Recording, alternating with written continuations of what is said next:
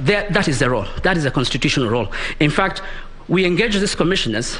We invest the billions that we invest in the commission, so that when this solemn exercise comes along every 5 years, that process, they take it seriously and they do it in accordance with the law.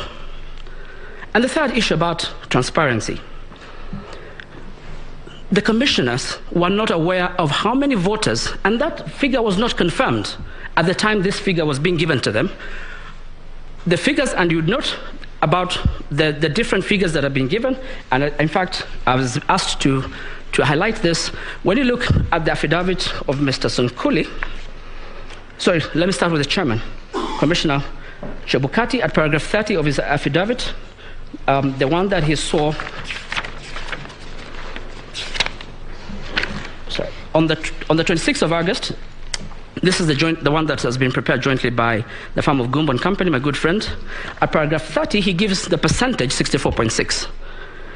In Mr. Sunkuli's affidavit of the same day, and I know that an explanation has been given, on the 26th of August, at paragraph 25, he says at the close of voting that the turnout that had been reported in Kimskits was at 63.6%, and he gives the figures. Now, the commissioners needed to verify and confirm what the turnout was. And that required, and this is in public knowledge, and it has been confirmed by all the commissioners, that in a number of polling stations, the Kimskit failed, and they, in compliance with the law, they resorted to the printed manual register. The number of voters who voted without being biometrically verified had not been verified and confirmed by the commissioners. In fact, that information was never given to them. The number of voters who had been confirmed as having voted biometrically had not been given to the commissioners.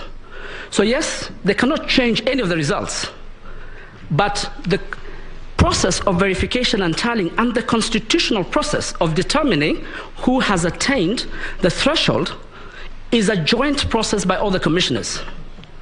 And that's where they come and say, what is the voter turnout? They confirm that process, because yes, they cannot change anything in the Form 34, even if they see glaring illegalities, they can note them. 2, that transparency required, then they confirm, because this Form 32As are not transmitted electronically. They are brought by this individual, returning officers from the 290 constituencies. There was a possibility.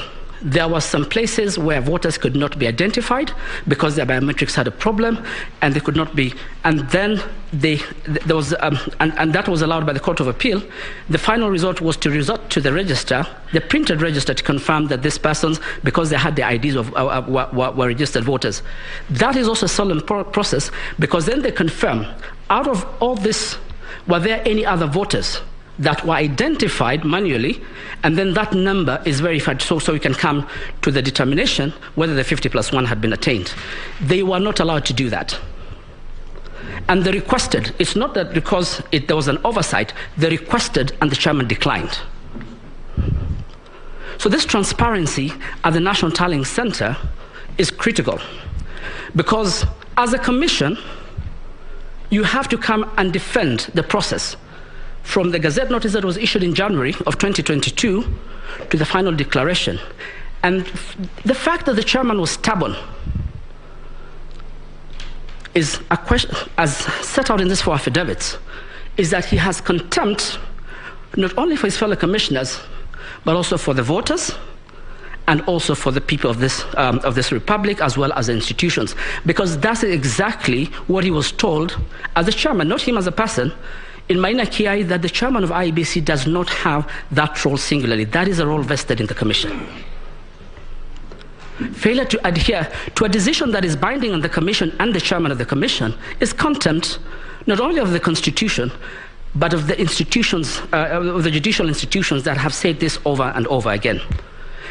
And let me go back to the lack of transparency in the process. When you look at the affidavit, which is the most detailed, of the vice chairperson of the commission, there was lack of transparency regarding even when the ballot papers came to this country. The chairman calls it the vice chairperson the night before the ballot papers are to land here, and tells, you are aware that tomorrow we are getting ballot papers. The other commissioners were not aware. This is part of the critical process that